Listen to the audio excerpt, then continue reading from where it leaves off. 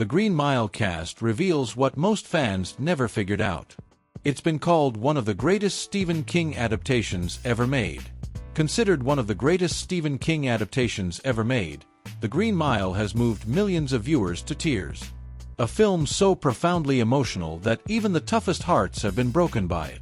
A story about a man on death row, yet somehow it makes us love him, feel for him, and believe in his innocence. For countless movie lovers, The Green Mile stands as a symbol of healing, justice, and redemption. A cinematic journey that shatters your heart only to piece it back together again. But what if I told you that beneath its familiar surface lies a world of secrets that most fans have never noticed? That behind every frame, every light, every line of dialogue hides a layer of meaning known only to the cast and crew who brought it to life? Today, we're pulling back the curtain on The Green Mile, uncovering the hidden symbols, the untold behind-the-scenes stories, and the revelations that completely transform how you understand Paul Edgecombe's journey. The film that almost never happened. Before becoming the cinematic masterpiece that touched millions of hearts, The Green Mile nearly didn't make it to the screen. Few people know that after the box office disappointment of The Shawshank Redemption, yes, that now iconic film was once considered a financial failure, director Frank Darabont almost gave up on adapting another Stephen King prison story. Studios were skeptical. Who would sit through a 3-hour story about death row, they asked. That's when Tom Hanks stepped in. Fresh off the success of Forrest Gump and Saving Private Ryan, Hanks's star power was enough to convince the studios to give the project the green light. But even then, the pressure didn't stop. Executives pushed to shorten the film, but Darabont refused to compromise. He believed every minute mattered, that each scene, each moment of dialogue contributed to the emotional depth the story demanded. His unwavering commitment to the film's integrity became the very reason The Green Mile turned into one of the most profoundly moving works ever made. It was a story that needed every heartbeat of its runtime to work its quiet magic, a film that doesn't just tell a story, but makes you feel it. The prison that brought the mile to life. Unlike The Shawshank Redemption, which was filmed in a real prison, The Green Mile was built entirely from scratch. Darabont and his team believed that only a space designed specifically for the story could capture the oppressive atmosphere and emotional gravity of death row. Production designer Terrence Marsh, an Oscar winner for Dr. Zhivago and Oliver, spent months meticulously recreating the mile with historical precision. From the faded green linoleum floors, matching the exact shade used in southern prisons of the 1930s, to the period-authentic wiring and light fixtures, every detail was deliberate. David Morse, who played Brutus Brutal Howell, once said, "The moment you stepped onto that set, you didn't feel like you were acting anymore. The air felt heavy, real, like this was a place where lives truly ended." The mile wasn't just a backdrop. It was a living, breathing presence, a silent witness to guilt, mercy, and the thin line between justice and compassion. Production designer Terrence Marsh, a two-time Oscar winner for Dr. Zhivago and Oliver, was the creative mind behind one of the most haunting film sets ever built. He recreated the Green Mile corridor with near-historical perfection, from the pale green linoleum floors, the exact shade used in southern U.S. prisons of the 1930s, to the handcrafted wiring and light fixtures modeled after real designs from that era. Every detail was intentional, and that obsessive attention to authenticity gave the film its heavy, suffocating atmosphere that stays with viewers long after the credits roll. David Morse, who played Brutus Brutal Howell, once said that the set didn't just serve as a backdrop, it became a living character in itself. The corridor was designed to build a sense of dread with every step you took. The further you walked, the darker it got, the lighting more sinister, as if the very walls were closing in on you. The mile wasn't just a place, it was a feeling, a presence, a physical embodiment of fear, guilt, and the thin line between punishment and redemption. To enhance that realism, the production team even constructed a fully functional electric chair, Old Sparky, capable of producing controlled smoke, sparks, and lighting effects so convincing it sent chills down the crew's spines. Special effects coordinator Charles Gibson designed the chair to mimic executions with unsettling accuracy. Sam Rockwell, who portrayed Wild Bill Wharton, recalled how the tension during those scenes was so palpable that no one dared speak. Before filming began, director Frank Darabont asked the entire cast to spend an afternoon inside the cell block in total silence. Each actor stood in their assigned position, guards at their posts, inmates in their cells, no dialogue, no instructions. They were told simply to exist in that space. The silence was heavy, the air thick, and in that stillness, the actors began to truly feel what it meant to live on the mile. That single exercise became the key to the film's emotional realism, infusing every performance with a quiet, haunting truth that made the Green Mile unforgettable. This exercise helped the cast truly absorb the weight and rhythm of prison life, giving every scene a haunting authenticity. What most viewers never realize is that behind each character in the Green Mile lies another story, a personal history created by the actors themselves. None of it appears in the script, but it shaped every look, every word, every moment on screen. Tom Hanks imagined Paul Edgecombe as a World War I veteran, a man marked by war, holding on to compassion while haunted by the violence he'd seen. That invisible past explains Paul's deep moral strength and his disgust toward Percy's cruelty. Michael Clarke, Duncan, prepared for John Coffey by spending time in hospitals, studying people who needed care and comfort. His performance captured both innocence and power, sitting small and childlike in his cell, yet transforming into something calm and divine during the healing scenes. Doug Hutchison drew from a childhood memory of a bully to shape Percy Wetmore's sadism, channeling that raw, personal emotion into a performance that still makes viewers' skin crawl. Together, these backstories gave the Green Mile its emotional depth, turning a supernatural story into something deeply human. Hidden within the film are symbols most fans never notice. The color green isn't just part of the set, it's a sign of death and fate. It appears in the curtains of the execution room, in Dell's sponge, even as a reflection in Wild Bill's eyes. It's a quiet reminder of what's coming. And when John Coffey heals others, it's more than physical. Paul finds his faith shaken. Melinda regains not just health but innocence, speaking to John as if recognizing a kindred soul. In the end, the Green Mile isn't just a story about life and death. It's about grace, redemption, and the small miracles that change the human heart. John Coffey doesn't just heal bodies, he heals souls. His gift goes beyond the physical, touching something sacred and unseen. The film is filled with biblical echoes that deepen its meaning. When John softly says, "I'm tired, boss," tired of being on the road, lonely as a sparrow in the rain, it's not just sorrow, it's scripture brought to life, a reflection of Psalm 102, "I am like a desert owl among the ruins, a bird alone on a roof." In that moment, John isn't merely a man with miracles. He becomes a Christ-like figure, burdened, abandoned, yet filled with compassion. And once you see it, you can't unsee it. When the guards gently remove John's chains before his execution, it mirrors Christ being taken down from the cross. When Paul, desperate and broken, asks, "What should I do?" and John simply whispers, "You be still," it's a direct echo of divine surrender, a moment where human pain meets heavenly acceptance. Even the film's smallest creature carries enormous meaning. Mr. Jingles, the tiny mouse adored by Delacroix, isn't just there for charm or comfort. He's the moral compass of the Green Mile. Watch carefully. How each character treats this fragile being reveals who they truly are. Dell, a convicted killer, shows him tenderness. Percy, the cruel guard, tries to destroy him for fun. Paul, at first indifferent, chooses to protect him, a quiet decision that foreshadows the compassion he'll later show John Coffey. Mr. Jingles is the film's silent question. Do the weak deserve protection, even when it costs us something? Each character answers in their own way long before John Coffey walks that final mile. It's these small choices, the ones that seem insignificant, that decide who is truly human. The symbolism in the Green Mile reaches its quiet power in the final moments. When Mr. Jingles is revealed to have lived far beyond a normal mouse's life, it's more than a miracle, it's a reminder.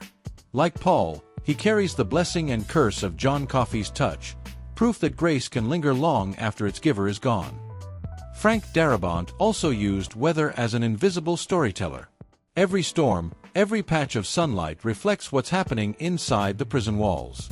During Dell's execution, thunder crashes violently.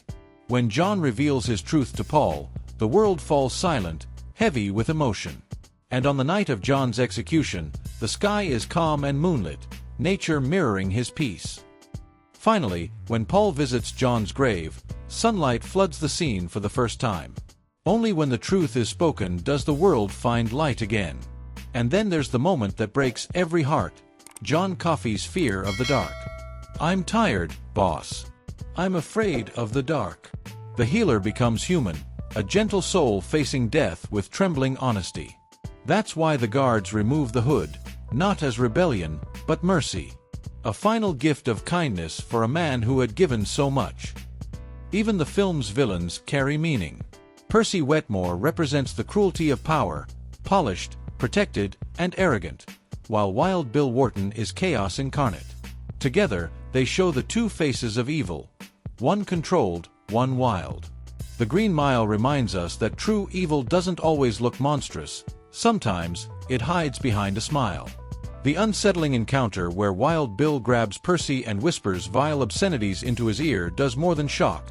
It forges a haunting link between the two faces of evil in the Green Mile. Wild Bill represents chaos, reckless, brutal, and untamed, while Percy embodies something far more chilling, the cruelty protected by power. When John Coffey later channels Wild Bill's darkness back into Percy, driving him into madness, it feels like poetic justice, evil consuming itself. What's fascinating is that studio executives once wanted Percy's role reduced, believing he distracted from the main story. But director Frank Darabont refused. He understood that without Percy, without showing the cold, bureaucratic kind of evil that society excuses, John Coffey's story would lose its deeper meaning. The system that destroys John is the same one that shelters Percy. And in the end, the man who once tormented others becomes helpless, trapped in a mental institution, protected only by the very system he once abused. But perhaps the film's greatest revelation lies in what we think of as its miracle. Many believe John Coffey's gift, his ability to heal, is the heart of the story. But the true miracle runs deeper. It's the transformation of those around him. Paul and the guards begin as ordinary men just doing their jobs, cogs in a machine built for death. Yet through John, they awaken. They risk their careers, their freedom, even their lives, to do what's right. That awakening, the courage to see injustice and still choose compassion, is the real miracle of the Green Mile. And John experiences his own small miracle too. For the first time, he's met with kindness, men who see him not as a monster, but as human. For someone who's only known fear and hatred, that simple dignity is everything. Even the film's ending, the part that gives it its lingering ache, almost never made it to screen. Studio executives wanted to end the story with John's execution, believing the final scenes with the elderly Paul were unnecessary. But Darabont fought back. He knew the Green Mile wasn't just about death, it was about the heavy cost of living with guilt. The sight of an aged Paul, still alive and burdened by memory, gives the story its soul. Incredibly, those final scenes, Paul in the nursing home, remembering John, were the first shot in production. They framed the entire film as a memory, a confession, a reckoning. Without them, The Green Mile would have been a film about miracles. With them, it became a story about conscience, about what it means to carry the weight of what we've done and what we failed to stop. The Green Mile could have easily been just another story about supernatural healing, but Frank Darabont's vision turned it into something much deeper, a reflection on mortality, guilt, and the unbearable cost of participating in evil, even when we don't mean to. Yet, as complete as the film feels, there are entire layers audiences never got to see. Behind the film's 3-hour runtime lies a handful of deleted scenes that, according to cast and crew, would have added powerful emotional context to key characters. One lost sequence reportedly depicted Paul Edgecombe's very first day at Cold Mountain Penitentiary, a young, idealistic officer stepping into death row for the first time. This moment would have made Paul's moral awakening even more impactful, showing how a man who once believed in rules and duty slowly comes to question the entire system he serves. Another unseen thread involved Paul's wife, Jan, played by Bonnie Hunt. In these cut scenes, we would have witnessed the toll Paul's job takes on his marriage. Quiet, uneasy moments at home where the darkness of the mile seeps into his personal life. It would have deepened the subtle tension in their conversations, especially when Paul first mentions John Coffey, a man who changes everything he believes about guilt and grace. These missing moments, never officially released, invite fans to imagine the Green Mile that might have been, a version even more intimate, more human, and perhaps even more devastating. And then there's the incredible true story behind the man who brought John Coffey to life, Michael Clarke Duncan. Before Hollywood knew his name, Duncan was a 6 feet 5 inches, 300-pound bodyguard in Chicago, digging ditches by day and working security for stars like Will Smith and Martin Lawrence by night. His early acting gigs were small, forgettable, a bouncer here, a tough guy there. Yet within just a few years, he would transform from an unknown face on a film set into an Oscar-nominated actor whose performance moved millions to tears. Michael Clarke Duncan's journey mirrored that of John Coffey himself, an ordinary man whose quiet strength and pure heart revealed something miraculous. Finding the right actor to play John Coffey was one of the biggest challenges in the Green Mile's production. The role demanded more than sheer size. It needed someone who could radiate both childlike innocence and a kind of divine wisdom. For a time, Michael Clarke Duncan didn't even plan to audition. He doubted himself, convinced he wasn't good enough to portray such a deeply layered character. It was only after his manager's persistence that he decided to try, and that single decision changed his life forever. The audition has since become Hollywood legend. Duncan was reportedly nervous, stumbling over lines, until he reached Coffey's haunting monologue, "I'm tired, boss. Tired of people being ugly to each other." The room fell silent. Director Frank Darabont later said that in that moment, he knew without question, they had found their John Coffey. To prepare, Duncan trained under renowned acting coach Larry Moss, known for shaping transformative performances. He studied those who cared for others, watched children to learn their openness and honesty, and reshaped his intimidating presence into something soft, gentle, almost luminous. Still, self-doubt followed him onto the set, until Tom Hanks, ever the mentor, began guiding him through the process, helping him trust his instincts. When The Green Mile premiered, critics and audiences alike were stunned.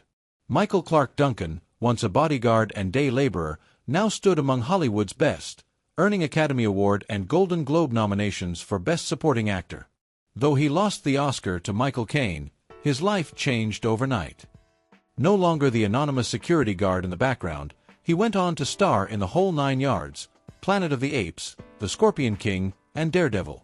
His journey from working-class obscurity to critical acclaim remains one of Hollywood's most inspiring transformations, proof that greatness can come from the most unexpected places.